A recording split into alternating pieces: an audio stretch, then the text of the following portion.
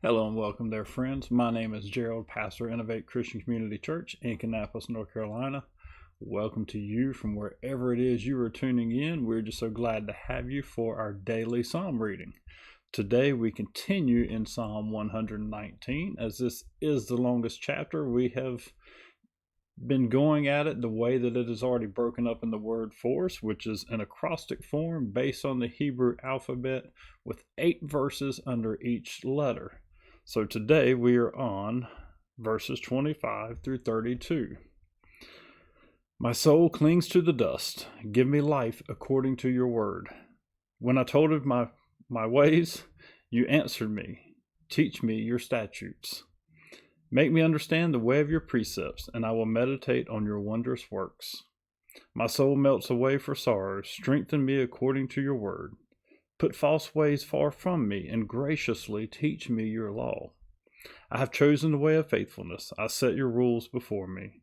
I cling to your testimonies. O Lord, let me not be put to shame. I will run in the way of your commandments when you enlarge my heart. Here we continue with our meditation on God's word, his law, his precepts, the statutes, commandments, all the various synonyms that is used by the psalmist here. But what I love about this section is it is not David, most likely it's Ezra that wrote this, but it's the psalmist's heart to know God's law, to know his word. He says, make me understand the way of your precepts, and I will meditate on your wondrous works. Friends, how many times do you get into the Bible and read a section or read a chapter or two and just not really grasp what it's saying, what it's talking about? Friends, you're not alone. I do the same thing. We all go about the same thing whenever we read God's word. There are things that just do not register with us. And I think here with the psalmist, again, it's the same idea. He's make me understand your precepts. Lord, help me to understand your word. Help me to get a grasp, understand the context, figure out what it is you're trying to speak to me or speak to the people that this is written to originally. What is it you're trying to say? That is the way that many of us go about reading God's word anyway. We want him to speak to us through it, instead of just really reading it and enjoying our time with him and looking at it as part of our relationship with God as well. And then in verse 32, he says, I will run in the way of your commandments when you enlarge my heart. Again, God is the one that helps us understand his word. He's the one that opens our ears, opens our eyes, brings our understanding.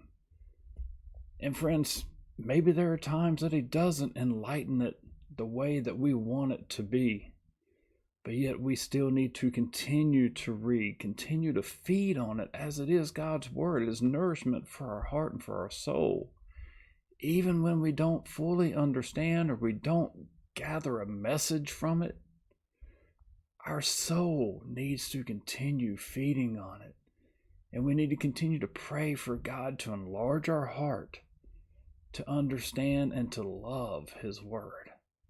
That's one of my favorite things about Psalm 119 is it is, for me, all about the love of God's word.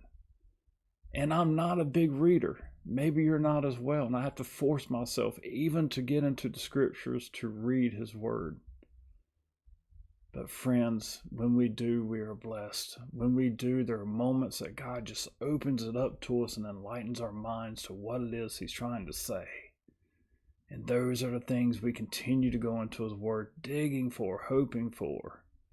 But again, we need to remember it's also just building our relationship with him by getting into his word. Friends, as always, my hope and prayer is just that this has been a blessing and an encouragement to you. And if so, would you click the like button, comment, share it with somebody else so that they too can be blessed and encouraged. Until we come together again, have a wonderful day.